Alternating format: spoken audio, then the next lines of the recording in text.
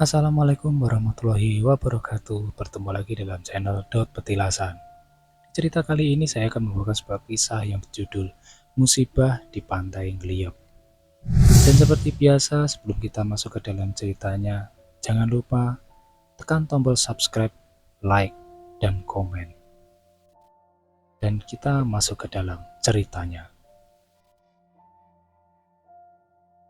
Pantai Ngeliep. Pantai Ngeliep yang terkenal di pesisir selatan Jawa Timur, terkenal dengan alamnya. Pasir putih yang lembut, ombak yang mengalun tenang, dan tebing-tebing karang yang gagah membuat pantai ini menjadi tujuan wisata favorit. Namun, di balik keindahannya, Pantai Ngeliep menyimpan misteri dan kisah-kisah horor yang menakutkan. Sebuah cerita kelam yang hanya berani dibicarakan dalam bisikan-bisikan pelan oleh penduduk setempat. Suatu ketika, sekelompok mahasiswa dari Surabaya memutuskan untuk menghabiskan liburan mereka di Pantai Ngeliep. Mereka terdiri dari 5 orang, yakni Arya, Dimas, Sarah, Nina, dan Fajar. Dengan semangat petualangan, mereka berangkat pagi-pagi sekali untuk menikmati keindahan pantai yang sudah mereka dengar dari banyak cerita. Setibanya di sana, mereka segera mendirikan tenda di dekat bibir pantai.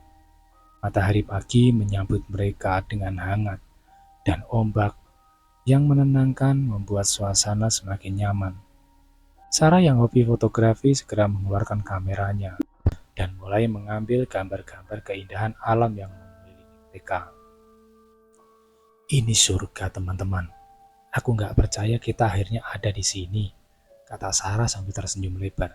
Setuju, pantai ini indah sekali, jawab Nina sambil duduk di atas pasir, menikmati angin sepoi-sepoi yang berhembus. Arya yang merupakan pemimpin kelompok memutuskan untuk menjelajahi lebih jauh. Gimana kalau kita jalan-jalan ke sekitar pantai?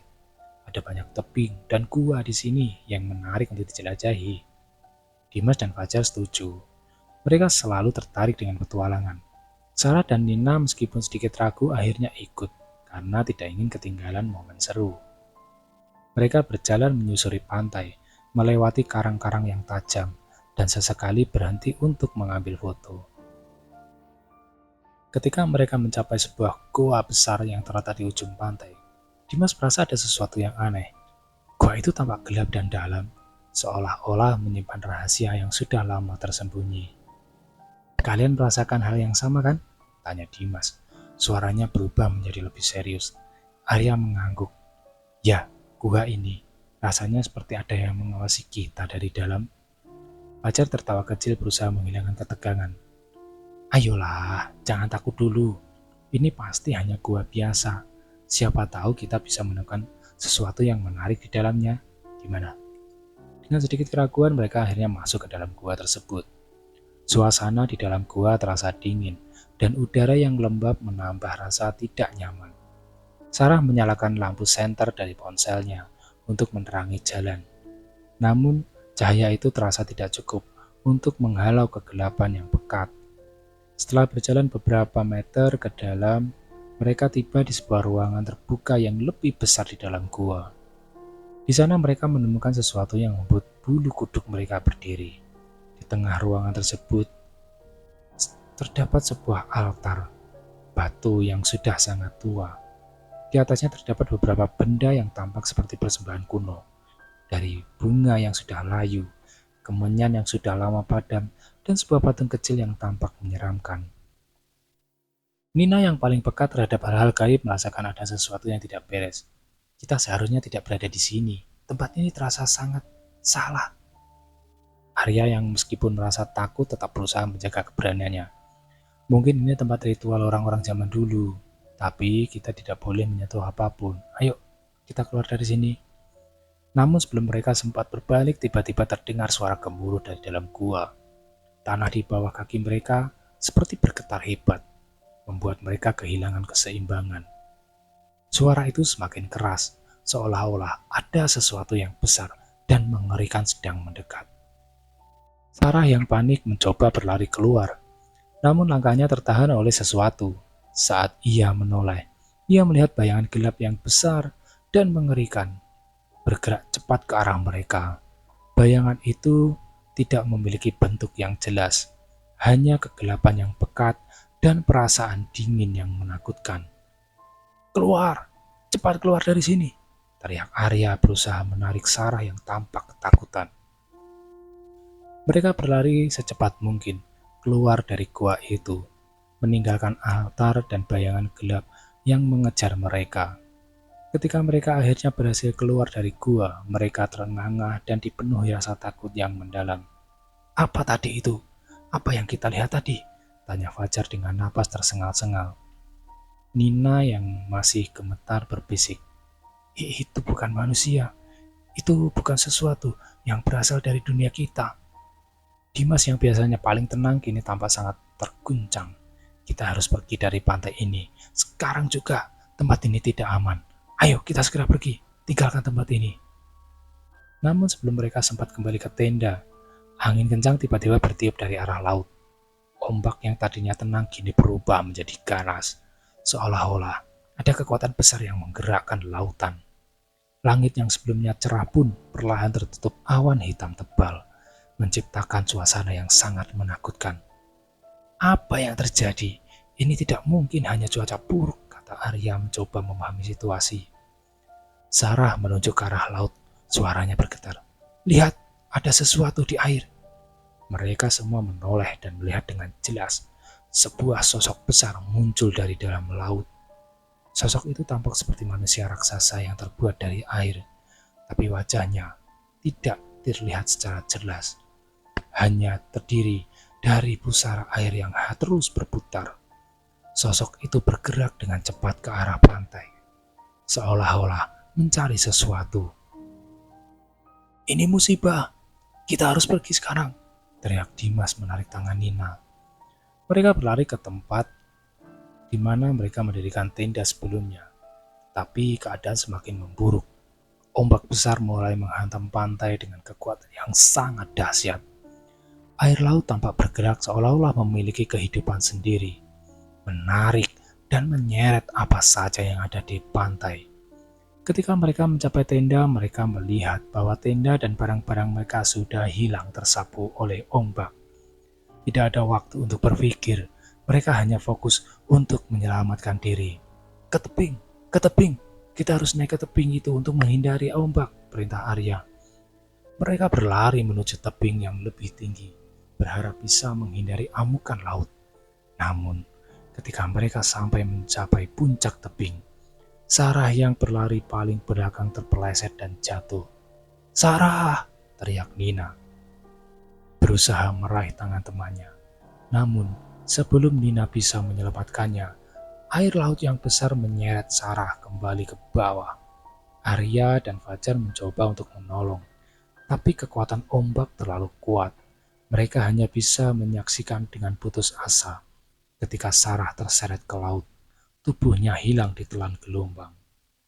Suasana menjadi sunyi setelah itu. Hanya suara ombak yang terus menghantam tebing dengan ganas.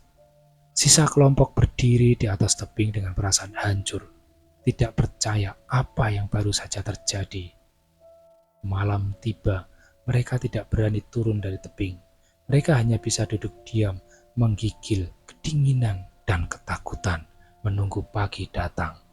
Namun, di dalam hati mereka tahu tidak ada yang akan sama lagi setelah malam itu.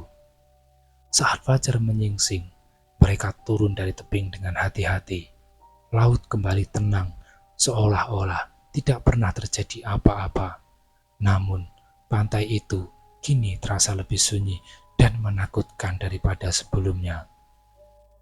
Tubuh Sarah tidak ditemukan, seolah-olah laut telah menelannya sepenuhnya. Mereka meninggalkan pantai Ngliep dengan perasaan hampa dan takut.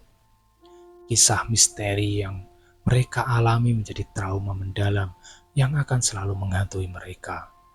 Mereka bersumpah untuk tidak pernah kembali lagi ke pantai itu dan berharap bahwa arwah Sarah bisa menemukan kedamaian di tempat lain. Namun, beberapa hari setelah mereka kembali ke Surabaya, mereka mulai mendengar suara-suara aneh di malam itu. Suara ombak yang besar, bisikan yang tidak jelas, dan bayangan gelap yang muncul di sudut-sudut kamar mereka. Arya yang merasa bersalah karena tidak bisa menyelamatkan Sarah, mulai dihantui oleh mimpi-mimpi buruk. Dalam mimpinya, ia selalu kembali ke pantai Ngeliep, lihat Sarah yang terseret ke dalam laut, dengan bayangan besar yang terus mengawasinya. Suatu malam, Arya terbangun dengan keringat dingin membasahi tubuhnya. Ia merasa ada sesuatu yang aneh di kamarnya. Ketika ia menoleh ke arah jendela, ia melihatnya. Bayangan besar itu sama seperti yang mereka lihat di pantai, muncul di luar jendela kamar Arya. Bayangan itu tampak lebih mengerikan daripada sebelumnya, seolah-olah penuh dengan amarah dan dendam. Arya terdiam, tubuhnya kaku dalam ketakutan, dan ia tidak mampu bergerak atau berteriak. Bayangan itu perlahan mendekat ke jendela, seakan-akan ingin masuk ke dalam kamar. Saat bayangan itu mulai mendekat, Arya mulai mendengar suara-suara, bukan hanya bisikan, tapi jeritan yang menyeramkan.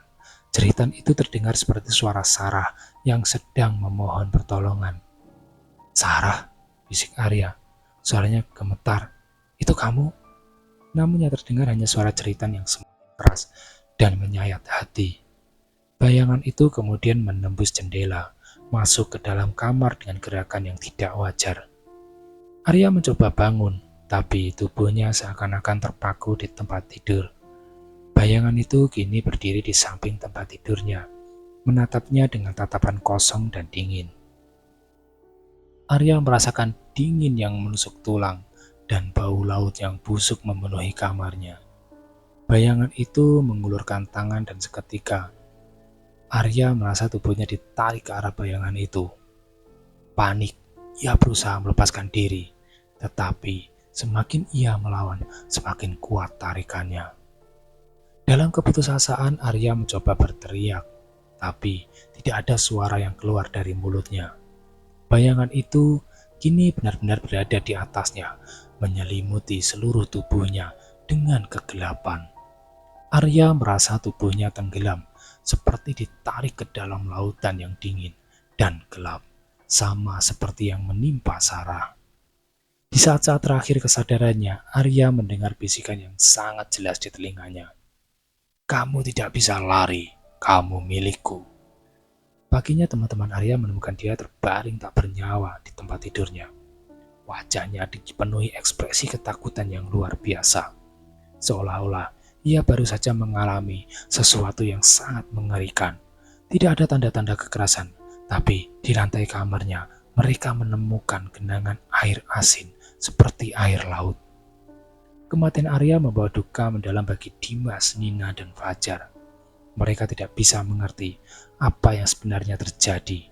Tapi satu hal yang pasti, apapun yang mereka temui di pantai Ngeliep belum selesai. Mengerikan itu masih mengikuti mereka, bahkan sampai ke rumah mereka. Setelah kematian Arya, Dimas mulai merasa bahwa ia diikuti oleh sesuatu. Setiap malam, ia mendengar suara ombak yang bergemuruh di luar jendela rumahnya. Meskipun ia tinggal jauh dari pantai, ia juga mulai melihat bayangan di sudut-sudut gelap rumahnya. Bayangan yang bergerak-gerak seperti sedang mengintainya.